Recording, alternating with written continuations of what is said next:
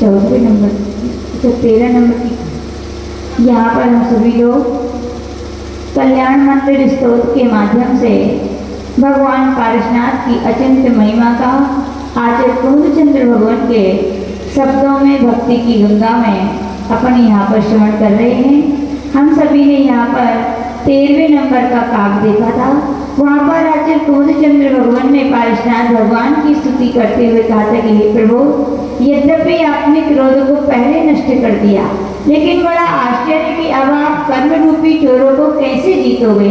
तो वहाँ पर पूर्णचंद्र भगवान ने स्वयं ही वहाँ पर प्रश्न किया था, स्वयं ही समाधान कर रहे थे कि क्या जिस प्रकार से किसी वन को जलाने के लिए अग्नि चाहिए, लेकिन अग्नि ना हो तो आचार्य भगवान कह रहे हैं क्या भीषण ठंडी की शीतलहर तुषार क्या पेड़ों को नहीं जलाती है, अर्थात जलाती है। यानी कि भगवान ने क्रोध को नष्ट कर दिया था, लेकिन उनके अंदर अतः समता अतः क्षमा आ गई थी। तो वहाँ पे कहा गया कि क्षमा में और समता में भी वो ताकत है कि वो कर्म रूपी चोरों को भगा देती है, ऐसा यहाँ पर कहा था।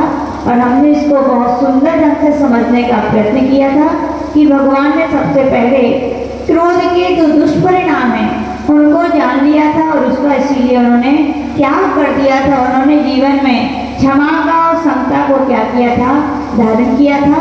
इस छंद की महिमा को बखान करने वाली एक कहानी आती है। इसके विषय में कहा गया है कि एक राजा था और राजा यद्यपि अपनी सीमा को बढ़ाने की हमेशा सोचा करते हैं और दूसरे राज्यों के राजाओं से युद्ध करने के विचार किया करते हैं, लेकिन ये एक ऐसा राजा था, ऐसे देश का राजा था जिसके दुश्मन जो राजा थे उसके लिए बहुत परेशान कर रहे थे। लेकिन उसके विचार हमें लगता है भगवान पारसनाथ के जीवन से बहुत प्रभावित होगा। जैसे भगवान पारसनाथ ने कई भाव तक कमठ का प्रतिकार नहीं किया, बल्कि उसे क्षमा करने के भाव रखे। ऐसे ही यहाँ पर ये राजा भी यही सोचता था कि काश में ये राजा क्या होता, उसका स्वभाव बदल जाता, मैं इससे युद्ध नहीं करना चाहता। मानता हूँ कि इसने मुझे परेशान किया है, इसने मेरे साथ युद्ध की ललकारा है, लेकिन मैं चाहता हूँ, मैं इसका बदला नहीं लेना चाहता। मैं चाहता हूँ कि ये बदल जाए। क्या हो जाए? दो प्रकार के व्यक्ति होते हैं। कोई किसी का अपकार करता है तो एक व्यक्ति तो बदला लेने की बात करता है, दूसरा क्या सोचता है, काश ये बदल जाता। दोनों में बदला शब्द लेकिन अर्थ बहुत अलग। एक बदला लेने के लिए और एक बदलने के लिए यहाँ पर विचार करता है। तो राजा भी ऐसे ही सोचता था कि मुझे युद्ध ना करना पड़े। उसकी आत्मा में प्रेम, प्रीति और अहिंसा रोम रोम में उसके अंदर भरी हुई थी। सम्राट ने बहुत सारे प्रयास किए कि पड़ोसी राजा को क्या किया जाए, मना लिया जाए। लोग यही सोचते हैं कि व्यक्ति को जीता जाता है तो केवल हरा करके ही जिया जाता है ना। सब लोग यही सोचते हैं किसी व्यक्ति को जीतना है तो हराना पड़ेगा, लेकिन उसके विचार बिल्कुल अलग थे। वो सोचता था कि मैं हार करके भी जीतना चाहता हूँ। क्या है? मैं हार करके, यानी कि मैं उसे दिल से जीतना चाहता हूँ, उसे युद्ध से जीतना नहीं चाहता, उसके हृदय को मैं परिवर्तन कराना चाहता हूँ, ऐसा बहुत सोचा करता था। लेकिन वो सामने वाला जो राजा था वो युद्ध के लिए ही तैयार था, लेकिन यह सम्राट युद्ध के लिए तैयार नहीं था। तो आचार्य भगवान ने कहा कि बहुत परेशान था।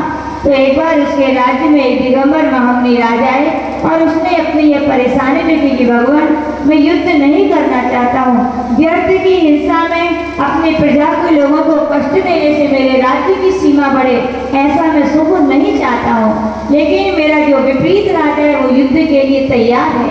आप कुछ ऐसा आशीर्वाद दीजिए कि उसके परिणामों में, उसके विचारों में क्या आ जाए, परिवर्तन आ जाए।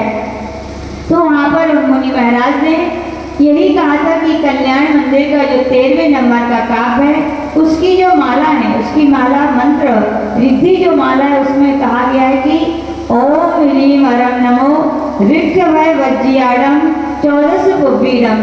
या दूसरा कहा है ओम ह्रीम हरम नमो इक्ष वज्जनाय, ओम नमो भगवते नमः, या ओम ह्रीम कर्मचोर विनाशकाय श्री पार्श्वनाथ जिनेन्द्र नमः। ये जो मंत्र वहाँ पर कहे गए, तुम्हें इन्हें श्रद्धा पूर्वक क्या करना है, इसकी जाप करना है और नियम से तुम्हारे लिए क्या मिलेगी, सफलता मिलेगी। और वो राजा ऐसे ही करता है, श्रद्धा पूर्वक इन मंत्रों की जाप करता है और देखिए मंत्रों का कितना अचिंत्य प्रभाव। उस शत्रु राजा का मन ऑटोमेटिक क्या हो जाता है, बदल जाता है।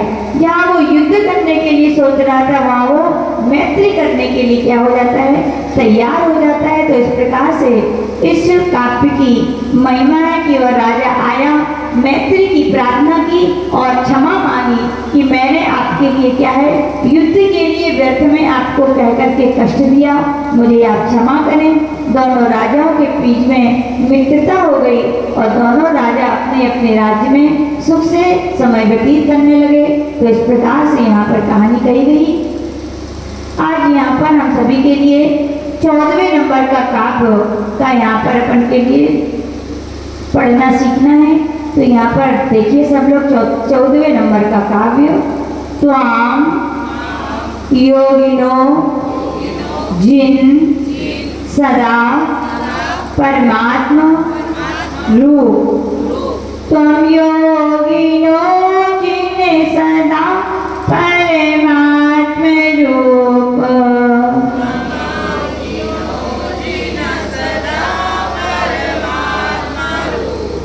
मन वेशयन्ति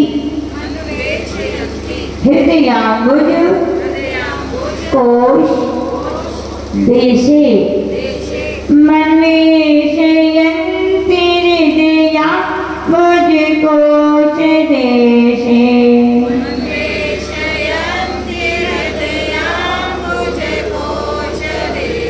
पूतस्य निर्मल रुचेर यदि वा किमन्य।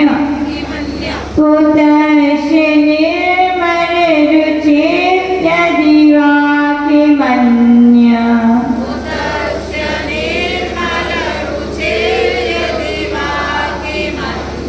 दक्षस्य, दा के बाद में आधे का उच्चारण करना है। दक्षस्य संभव पदम ननु कर्णिकाया। दक्षस्य संभव पदम ननु कर्णिकाया।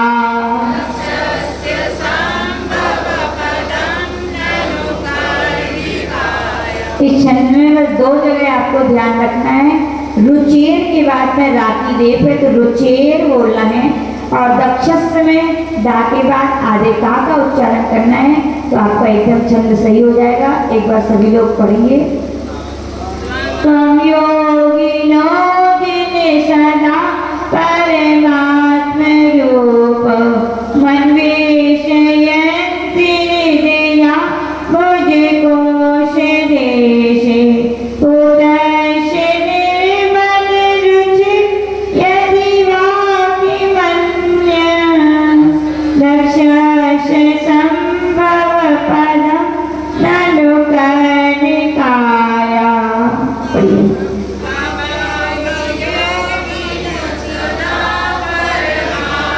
जोर से आपकी जनरेटर की आवाज आपकी आवाज से दब जाए, इतना जोर से पढ़िएगा। फिर से। त्वम योगिनो परमात्मा रूप। मन वेशयन्ति हृदयाम्बुज कोश देशे। पूतस्य निर्मल रुचेर यदि वा किमन्य। दक्षस्य संभव पदम ननु कर्णिकाया। यहाँ पर आचार्य कुमुद चंद्र भगवान अपन अन्वयार्थ देखेंगे। यहाँ पर कह रहे हैं जिन यानी हे जिनेन्द्र भगवान। और जिन अपन सभी जानते हैं जिन्होंने कसायों को इंद्रियों को जीत लिया है वे कौन कहलाते हैं, जिन कहलाते हैं।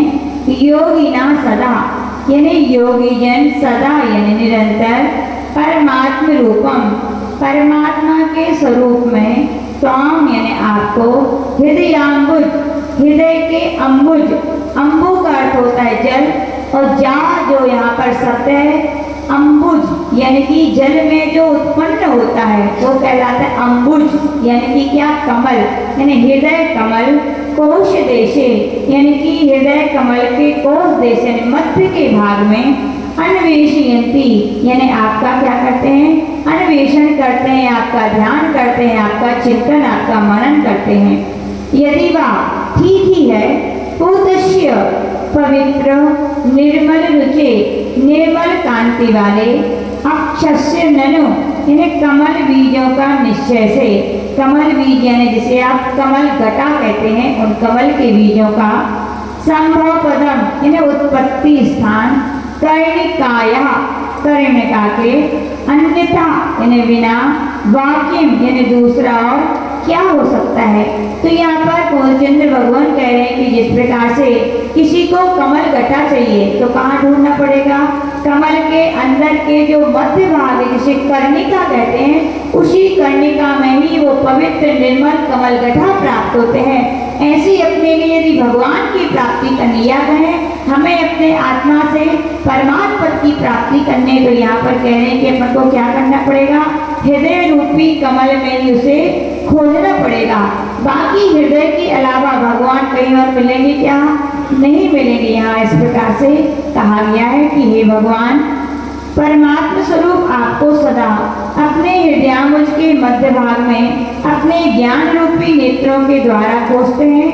ठीक ही है, जिस प्रकार पवित्र निर्मल कांति युक्त कमल के बीज का उत्पत्ति स्थान कमल की कड़काई है, उसी प्रकार शुद्धात्मा के अन्वेषण का स्थान कहाँ है, हृदय कमल का मध्य भाग है। कहने का तात्पर्य भगवान मिलेंगे तो कहाँ मिलेंगे, हृदय में मिलेंगे, इसके अलावा अन्य जगह कहीं भगवान नहीं मिलेंगे। एक बात मुझे याद आती है, एक बार पूज्य गुरुदेव के प्रवचन हो रहे थे, वहाँ पूज्य गुरुदेव अध्यात्म के प्रवचन कर रहे थे। कौन से प्रवचन कर रहे थे, अध्यात्म का अर्थ होता है अधि प्लस आत्मा।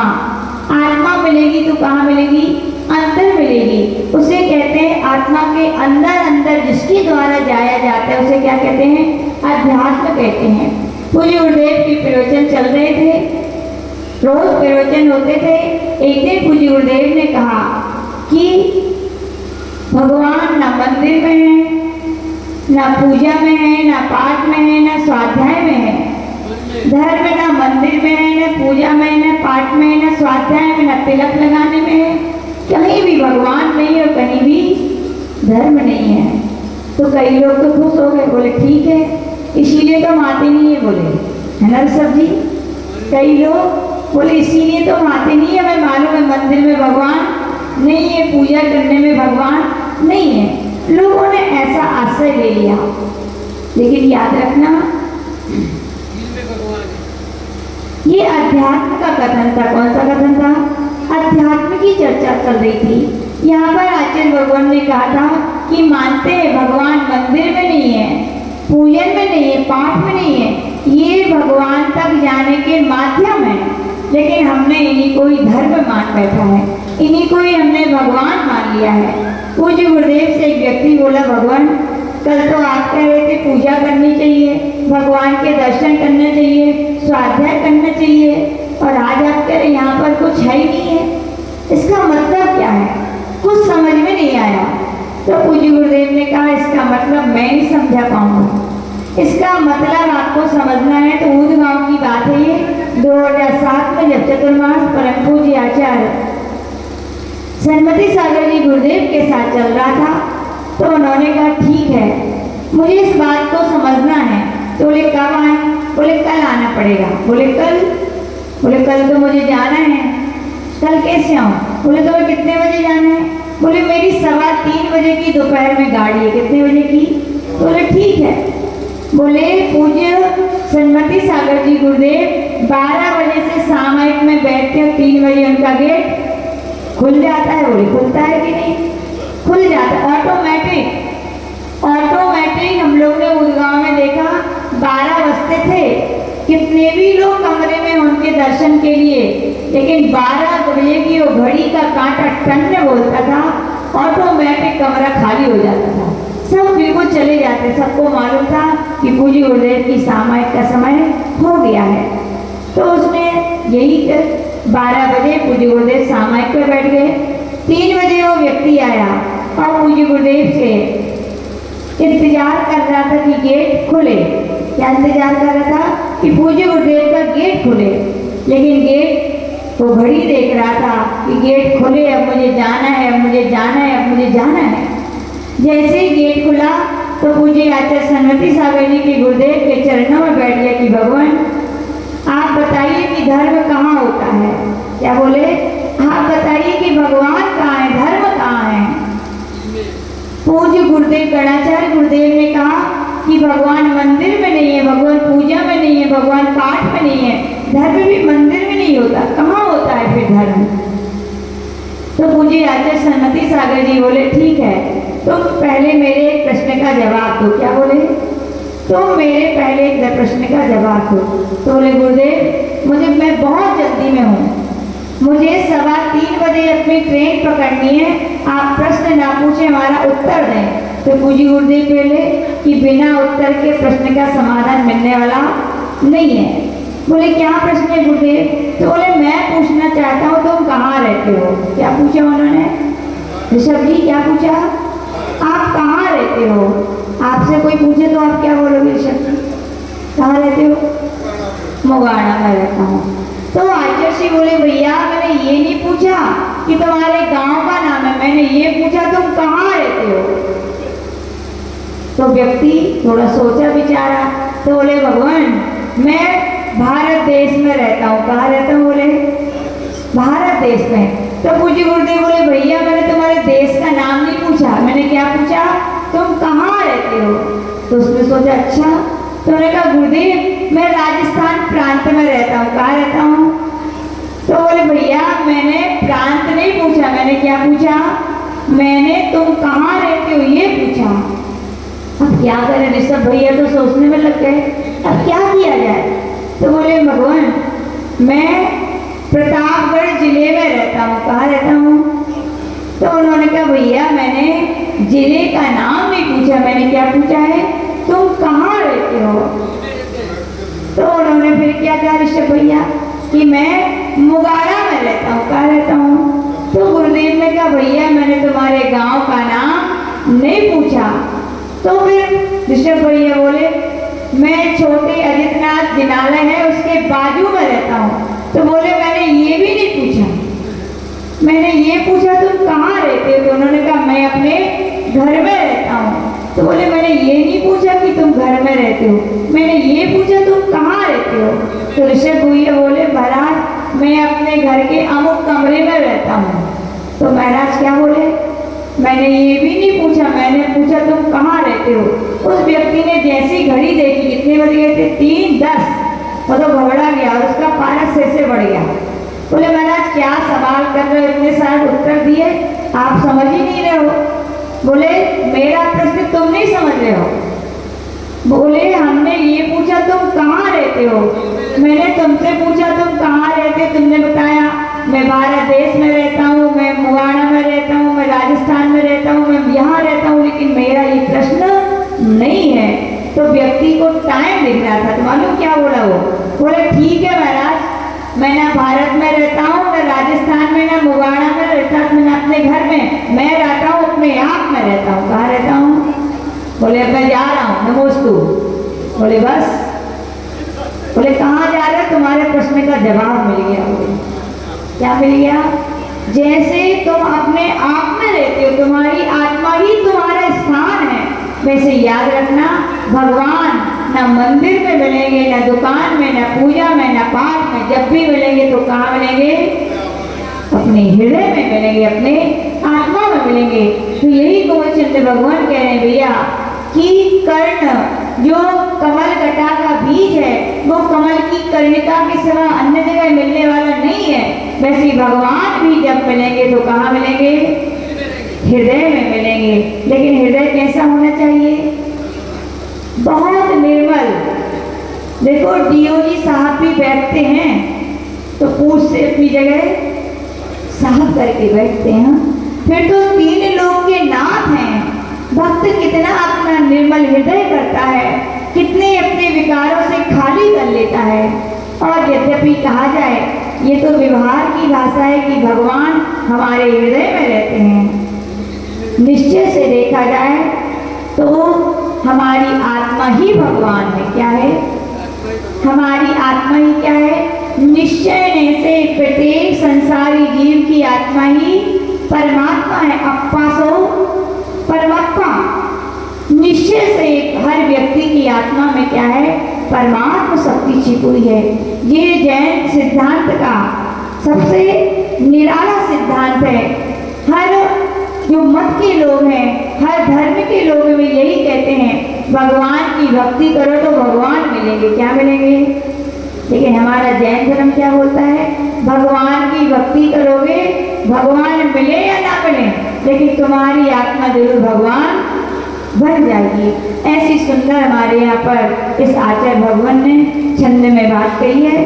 इस छंद की यहाँ पर एक बहुत सुंदर सी कहानी कही गई है, उसको अपन यहाँ पर देखेंगे। एक माँ थी और उसका एक लौता बेटा था। क्या थी? एक माँ और एक लौता बेटा। एक ही बेटा हो तो कहने क्या, बड़ा प्रेम था, बड़ा वात्सल था, बड़ी ममता भाव थी। क्यों थी? क्योंकि उसके पति नहीं थे और घर में कोई अन्य सदस्य नहीं था। उसका बेटा ही उसके सबके जीवन का क्या था? सहारा था।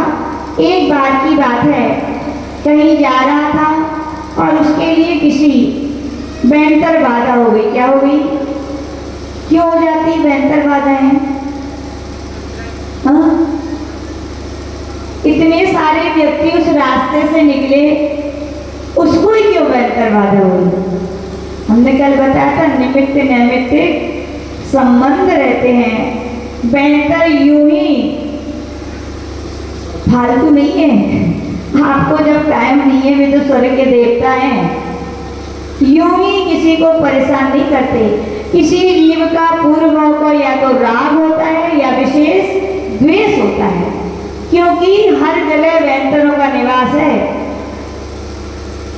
पता नहीं आपके यहाँ पे कितने भयंकर यहाँ बैठे होंगे, गिनती नहीं, इतने होंगे। यानी कि कहा जाता है मध्य लोक में हर जगह भयंकरों का निवास है, लेकिन वे हर व्यक्ति को परेशान नहीं करते। किसको करते हैं? या तो किसी से राग हो या किसी से द्वेष हो, या आपने उनका कुछ बिगाड़ा हो। बिगाड़ा हो मतलब उनके स्थान को गंदा किया हो, उनके स्थान में निस्सही कहे बिना आप चले गए हो, तो वो क्या हो जाते हैं? कुपित हो जाते हैं कि नहीं? इसीलिए यहाँ पे अपने यहाँ पर कहा जाता है मंदिर में, एकांत स्थान में या कहीं भी अपन क्या करें? प्रवेश करें। खंडहर हो, महल हो, बहुत दिनों से यहाँ पर कोई गया ना हो, ऐसे स्थानों में जब भी जाए तो क्या बोलना चाहिए?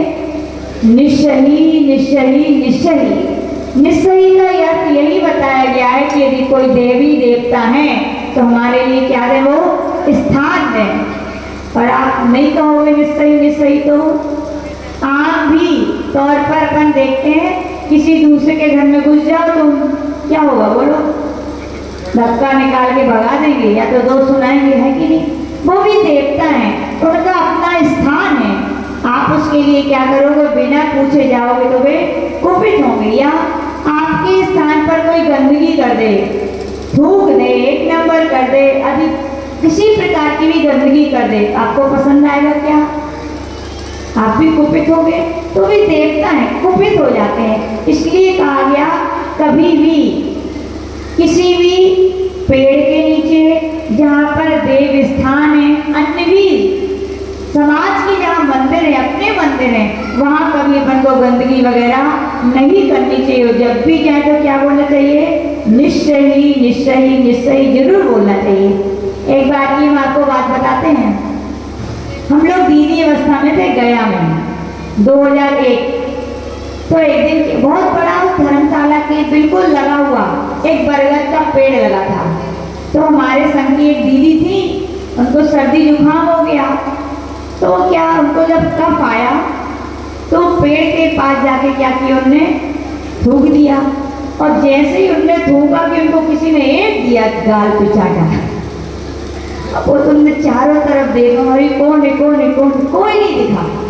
वे भागी वहां से। पूज्य गुरुदेव से कभी गुरुदेव ऐसा ऐसा हो गया। तो पूज्य गुरुदेव बोले मैंने तो पहले ही सिखाया है कभी भी पेड़ वगैरह के नीचे अपन को गंदगी नहीं करनी चाहिए। जब भी जाएं तो कैसे जाएं? निस्सही बोलकर जरूर जाना चाहिए। जो इन बातों का ध्यान नहीं रखता, फिर ना राग हो ना द्वेष हो, तो भी वो क्या है, उनके पीछे लग जाते हैं। ऐसा हम लोगों का अनुभव है। तो यहाँ पर कहा गया कि वो पुत्र था, किसी कारण हो सकता है ऐसी कोई बात हुई होगी, या तो राग होगा या द्वेष होगा, या उसने कुछ ऐसा काम किया होगा कि देवता कुपित हो गए होंगे। तो क्या बैंतर उसके पीछे लग गया। क्या लग गया? बैंतर लग गया। बैंतर लग गया तो अब कैसा होता है बैंतर? देखा किसी को कभी आप लोगों ने बैंतर बाधा वाले व्यक्ति देखे कि नहीं? नहीं देखे? देखे हैं तो आप समझ सकते हो, सारे काम करना उसके बंद हो गए। अब बहुत सारी घटनाएं याद आ जाती है, ऐसी बातें होती है ना। जब एक बार और पूज्य गुरुदेव सुनाते थे कि पूज्य आचार्य श्री की गुरु है, इतने बड़े आचार्य परमेष्ठी हैं, विशेष प्रकार की साधनाएं करते हैं, मंत्र वगैरह उनकी डायरी में लिखे रहते थे। तो एक बार क्या हुआ, एक व्यक्ति ने खाली कमरा देख लिया कि पूज्य गुरुदेव नहीं है, और उसको पता था कि पूज्य गुरुदेव की डायरी में, इस डायरी में मंत्र लिखे रहते हैं। उसको लक्ष्मी मंत्र चाहिए था। क्या चाहिए था? लक्ष्मी मंत्र। तो वो गया, उसने कमरे में देखा, चारों तरफ कोई नहीं है, और जल्दी से डायरी खोली और मंत्र क्या कॉपी में लिख लाया, और मंत्र कॉपी में लिख लाया, और बस शुरू हो गया करना। क्या हुआ पता नहीं, मंत्र कर, किसी को उसने कुछ नहीं बताया, मंत्र करने लगा। मंत्र करने के बाद याद रखना, मंत्र की साधना यूं ही नहीं की जाती। पढ़ रहे हैं ना, इसमें कहा गया विधि विधान होता है, और सबसे पहले तो गुरु आज्ञा होनी चाहिए। क्या होनी चाहिए?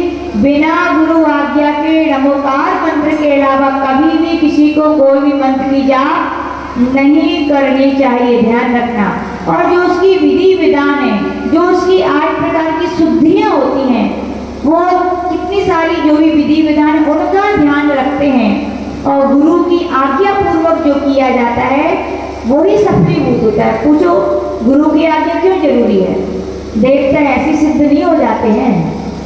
आप एक आम व्यक्ति को भी अपना नहीं बना पा रहे हो आज, देवताओं को अपना बनाने में सरल है क्या? देवताओं को वश करना बहुत बड़ी टेढ़ी चीज है। ऐसे देवता तभी बस होते हैं, बस होने के पहले भी तुम्हारी परीक्षा करते हैं। क्या करते हैं? और कभी कभी परीक्षा में सफल आप ना हुए तो वे कुपित भी हो जाते हैं। और यदि गुरु से बिना आज्ञा लिए आए तो वे तो आपका काम तमाम भी कर सकते हो। गुरु से आज्ञा लेकर आए तो गुरुजन क्या करते हैं? उसको संभाल लेते हैं। इसलिए गुरु आज्ञा पूर्वक विधि विधान से किए जाते हैं। लेकिन वो व्यक्ति तो भोला प्राणी था, धन के लालच में बस करने बैठ गया, और जैसे ही किया पता नहीं उसको क्या हो गया, बस वो तो ऐसे करने लगा, ऐसे करे ऐसे करे ऐसे करे, बस अब उसको बस सब भूल गया, मैं कौन हूँ क्या हूँ सब भूल गया। बस उसकी एक ही एक्टिंग थी, ऐसे और ऐसे, ऐसे और ऐसे। तो आगे सुनाया तो बोले पूरे घर के लोग परेशान हो गए। बोले इसको क्या हो गया? अभी अच्छा भला था, स्वस्थ था, खा रहा था, पी रहा था, बोल रहा था, न किसी से बात कर रहा है, न किसी की सुन रहा है, बस क्या कर रहा है वो?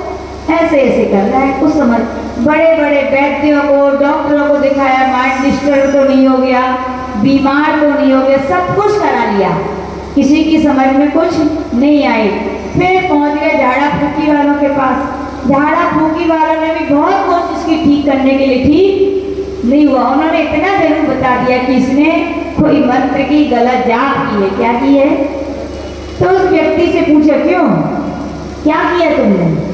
तो बोल गया, बोले मैं महाराज के कमरे में गया था, अकेला तो था, वहाँ कमरे में डायरी धन का मंत्र चाहिए था, मैं लिख लाया और जाप कर रहा था।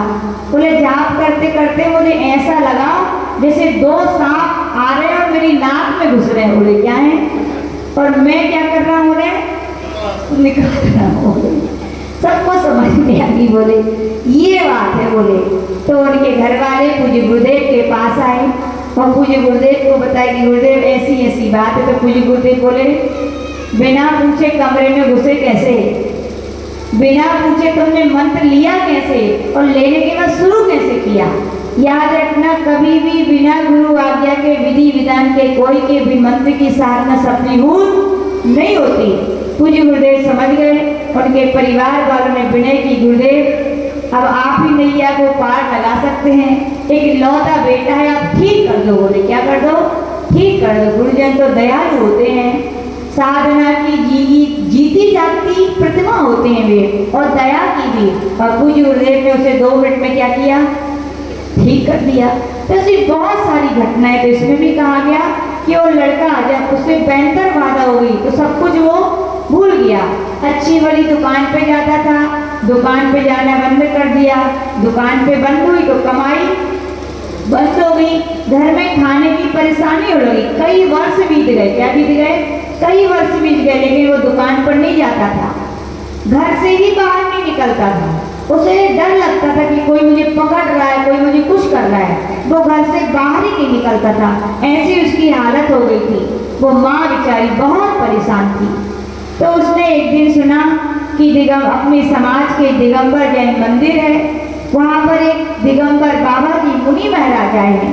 लोगों ने कहा कि जाओ, महाराज जरूर कोई ना कोई क्या करेंगे, इसका उपाय अवश्य बता देंगे। और वो अम्मा चूंकि ब्राह्मण थी, ब्राह्मण जरूर थी, लेकिन साधु संतों के प्रति उसकी अकाट श्रद्धा थी कि दुनिया में साधु संत साधना की मूर्ति होते हैं, वे जरूर हमारे कष्ट को क्या करेंगे?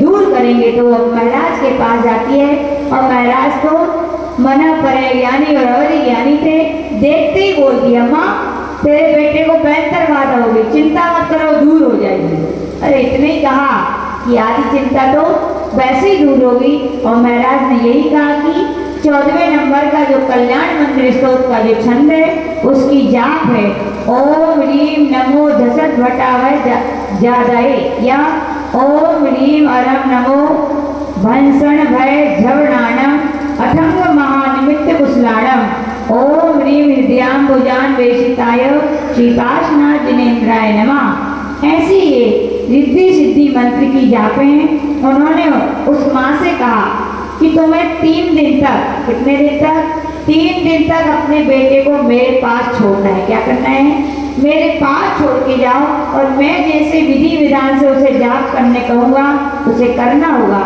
तो माँ तो कैसे तैयार? ठीक है बोले महाराज, मैं 3 दिन के लिए आपके अपने बेटे को यहाँ पर छोड़ के जाती हूँ। और महाराज ने उस लड़के से कहा कि तुम्हें अपने नाभि के ऊपर, अपने हृदय में क्या करना है?